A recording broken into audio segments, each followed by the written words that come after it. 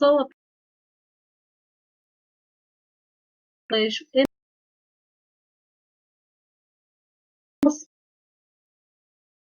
páginas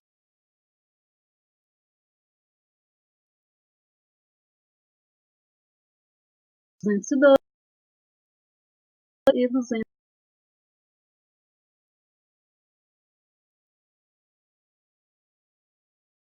Imagina viver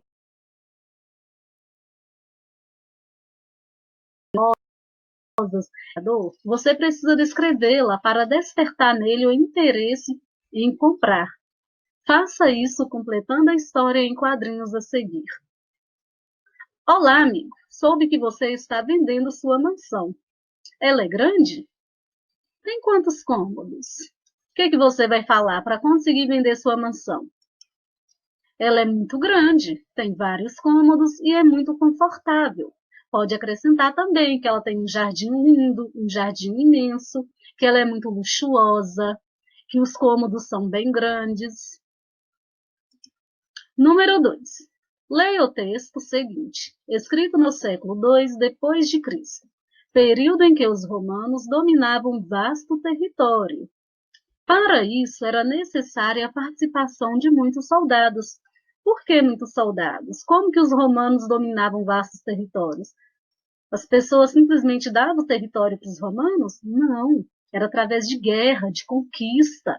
E para conquistar esses territórios, era preciso um exército grande também. Era preciso um exército com muitos guerreiros, com muitos soldados. Até as feras selvagens que vagam pela Itália têm cada uma sua caverna, um covil onde repousar. Covil é local, é toca, é lugar. Mas aqueles que combatem e morrem pela Itália não têm nada além da luz e do ar que respiram. Sem casa, sem ter onde se abrigar, vagam com a mulher e os filhos. Vocês os fazem combater e morrer para defender a riqueza e o luxo dos outros. Ou seja, os soldados eles eram responsáveis pelos grandes nobres, né, pela sociedade alta de Roma, viver em luxo. E os soldados não tinham nada, nem casa para se abrigar, eles tinham. O texto fala de homens que lutavam e morriam pela Itália. Qual era a profissão desses homens? Eram soldados, né, gente? Vamos lembrar que Roma foi uma cidade que cresceu a partir de uma pequena aldeia e foi crescendo, a população foi aumentando, as relações de comércio foram se tornando mais intensas, maiores, os imperadores vão surgir e aí vai haver a conquista de novos territórios. Esses novos territórios, eles vão pagar impostos para Roma, impostos para os governantes. Por isso que os governantes neste período vão ser pessoas muito ricas. E suas famílias também, né? Descreva como era a vida dessas pessoas. Péssimas condições, né? Eles não viviam muito bem, não. Eles não tinham onde morar, eles não tinham nem o que comer direito. 3. Observando as imagens de mansões romanas e das insulas que ilustram o texto, você consegue estabelecer alguma relação de semelhança entre as insulas e as atuais construções populares brasileiras? Explique sua resposta. O que são as insulas? Vamos lembrar.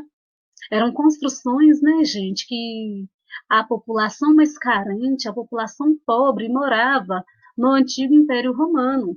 Eram construções populares, eram moradias populares.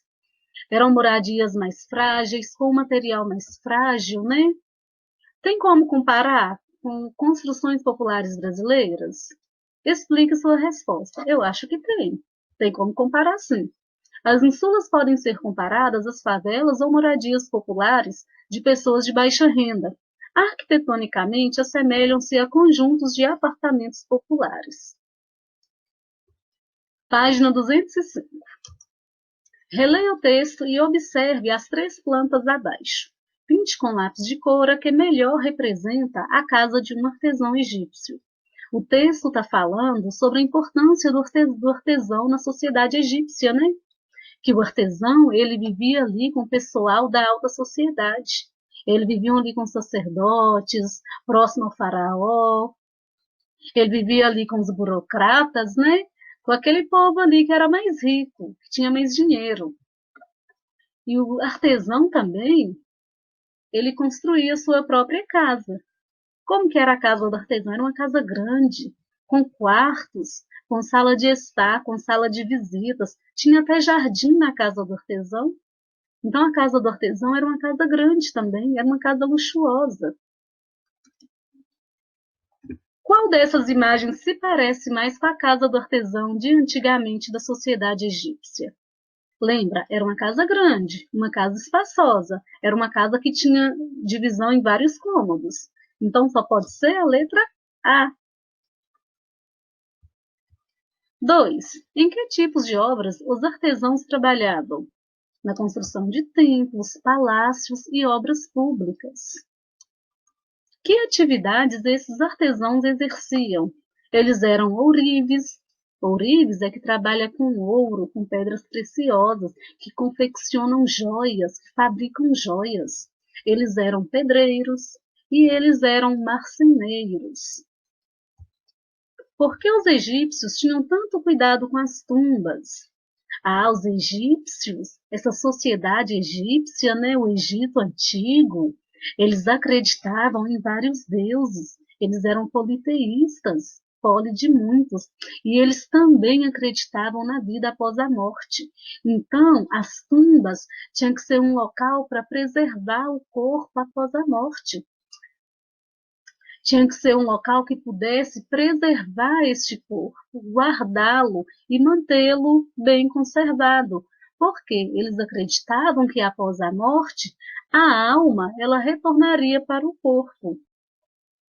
Elas eram locais para a moradia do corpo após a morte. Na cultura egípcia, após a morte, a alma retornava ao corpo. Então era preciso que ele estivesse bem conservado. Página 207. Tendo por base a descrição feita no texto, desenhe uma aldeia de camponeses egípcios. A aldeia camponesa, né? Os camponeses na sociedade egípcia, eles eram grande parte da população. Eles eram conhecidos também como os felás. Eles que faziam grande parte do trabalho, desenvolviam agricultura, construíam pirâmides. Eles trabalhavam muito, mas eles também eram muito pobres, eles viviam em condições precárias. Eles não eram ricos e constantemente eles eram castigados pelos funcionários do governo. A casa deles era uma casa pequena, tinha um cômodo, 2 cômodos. Não era aquela casa luxuosa, aquela casa grande. E o material também era um material frágil, um material usado na construção dessas casas. Eles viviam amontoados dentro de casa, os camponeses. 2. Discuta com os colegas e a professora a seguinte questão. Existem relações de semelhança ou diferença se compararmos o Brasil atual e o Egito no que se refere à moradia? Anote aqui suas conclusões. Também podemos comparar, né? As moradias populares no Brasil, como as favelas, suas ruas estreitas e becos, geralmente sem planejamento e formadas por casas com poucos cômodos, são muito semelhantes às habitações populares egípcias da antiguidade.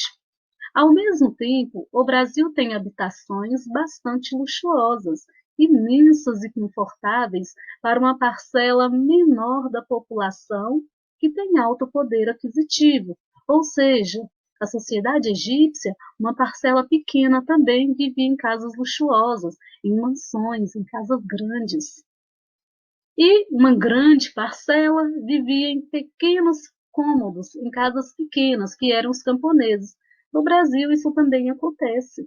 No Brasil, uma pequena parcela da população, que são aquelas pessoas que têm uma riqueza maior, né?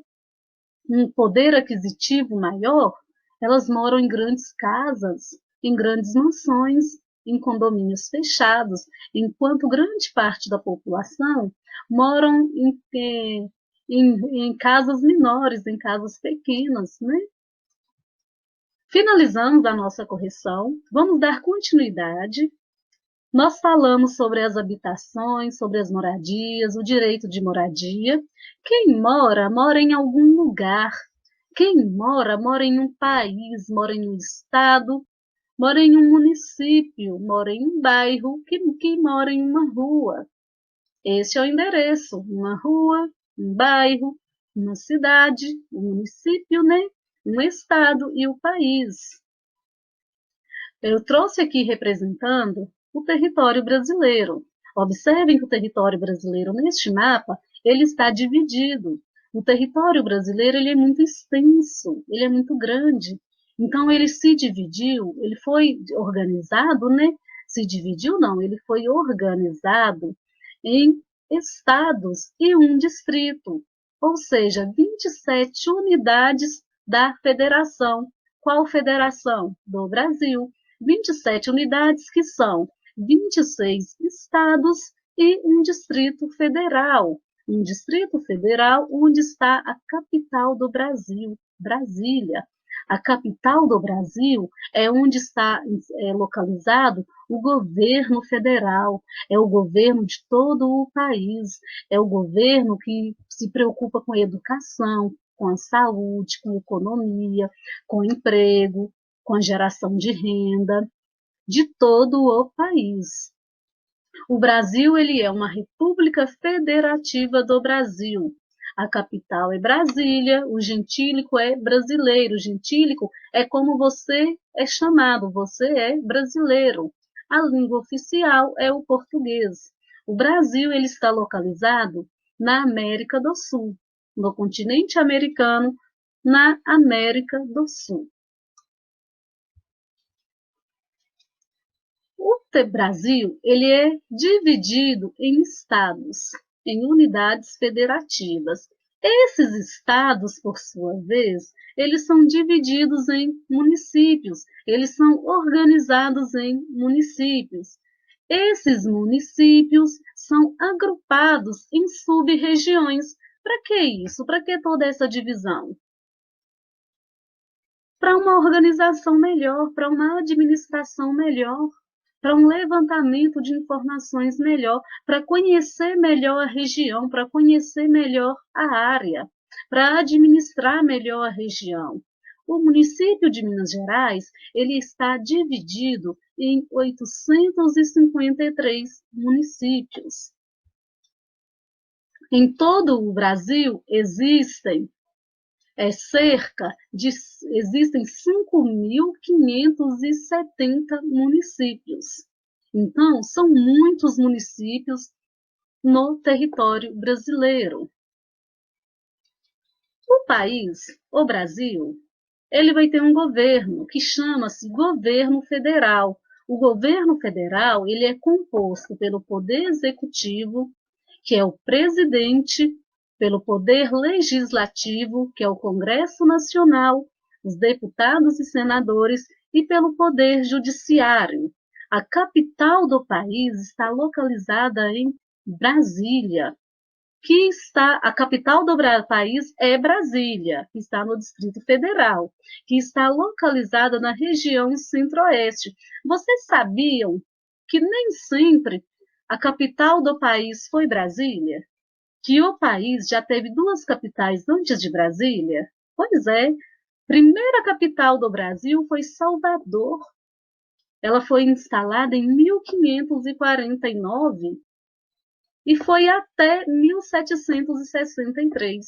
Em 1763, a capital, né, naquela época o Brasil ainda era uma colônia, lembra que nós estudamos o que é colônia?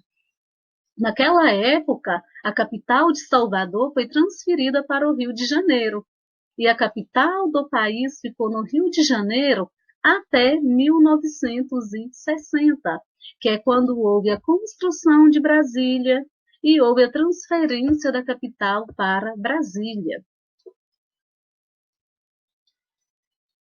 O país ele tem um governo, o estado também tem um governo, é o governo estadual.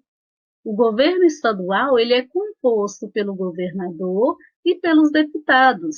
O poder executivo é aquele que vai executar as leis que vão ser criadas, que vão ser propostas e que vão ser elaboradas pelo poder legislativo. Assim como o Estado tem um governo, o município também tem seu governo. O município ele é independente, ele é autônomo, né? Ele vai ter o prefeito, ele vai ter o vice-prefeito e vai ter os vereadores. O prefeito ele vai exercer o poder executivo, que vai executar as leis. Os vereadores do legislativo vão propor as leis, vão elaborar as leis e vão aprovar essas leis. Claro que sempre tem a participação popular, tá bem? O que é o município, afinal? Os municípios são áreas territoriais com autonomia política e administrativa. Eles são formados pela cidade, que é a área urbana do município, e pelo campo, que corresponde à área rural, como nessa imagem que nós estamos vendo. A gente não pode confundir a cidade e município, não é a mesma coisa. O município, ele integra a cidade e integra a área rural. Então, a cidade é onde está localizada a prefeitura do município e a Câmara dos Vereadores. A capital do estado é onde está localizado a sede do governo do estado, do governador. Os bairros dos municípios precisam ter alguns serviços essenciais. Lembra, os municípios, os bairros, eles formam as cidades. As ruas, elas vão dar origem ao bairro. Os bairros, eles precisam ter alguns serviços essenciais, como rede de esgotos, água tratada, coleta de lixo, iluminação de ruas, hospitais e postos de saúde, entre outros. Estes serviços, eles são chamados de serviços públicos e são um direito do cidadão. Quem deve garantir esses direitos, quem deve garantir esses serviços com qualidade aos cidadãos, são as prefeituras, são os governantes, que devem garantir todos esses direitos à população. O município, então, ele integra, ele faz parte do Estado, e o Estado faz parte do país. Lembrando que o país, o Brasil, ele é organizado em estados. Os estados, por sua vez, são organizados em municípios, e cada município tem sua autonomia política e administrativa. O município tem o prefeito, o estado tem o governador e o país tem o presidente. Finalizamos a nossa aula. Tem algumas atividades para vocês fazerem. Copiem as perguntas no caderno. Bons estudos para vocês. Até a próxima aula e lembrem-se, juntos no caminho certo.